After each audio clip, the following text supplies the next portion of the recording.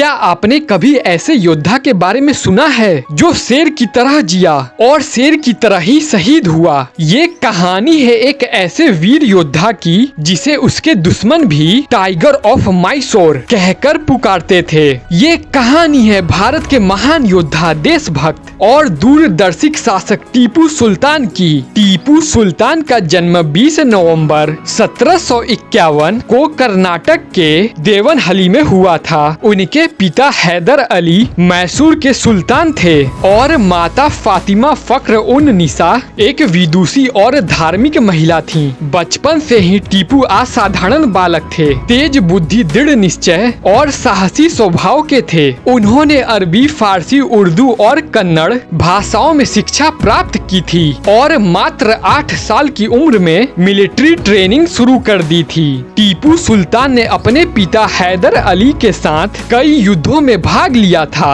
उन्होंने तोपखाना, तलवारबाजी, घुड़सवारी और युद्ध नीति का महान ज्ञान प्राप्त था। हैदर अली ने उन्हें छोटी उम्र से ही एक भावी शासक के रूप में तैयार करना शुरू कर दिया था। 1782 में हैदर अली की मृत्यु के बाद टीपू सुल्तान मैसूर के सुल्तान बने। केवल 31 वर्ष की उम्र में उन्होंने अपने राज्य का विकास किया, नए रिफॉर्म्स लाए और ब्रिटिश ईस्ट इंडिया कंपनी से लड़ना शुरू किया। टीपू सुल्तान ने अपनी सेना को मॉडर्न वेपन्स, रॉकेट्स और ट्रेनिंग से लैस किया। टीपू सुल्तान भारत के पहले व्यक्ति थे जिन्होंने रॉकेट टेक्नोलॉजी का वॉर में इस्तेमाल किया था, जिसकी टेक्नोलॉजी बाद में ब्रिटिशर्स ने चुरा ली। टीपू सुल्तान ने ईस्ट इंडिया कंपनी के विरुद्ध 4 एंग्लो मैसूर युद्ध लड़े। उनकी सबसे बड़ी पहचान थी कि मैं अपनी देश की मिट्टी के लिए प्राण दे सकता हूँ, पर गुलामी कभी नहीं। उन्होंने कभी भी अंग्रेजों के आगे सिर नहीं झुकाया। टीपू सुल्तान ने फ्रांस की सेना के साथ गठबंधन किया,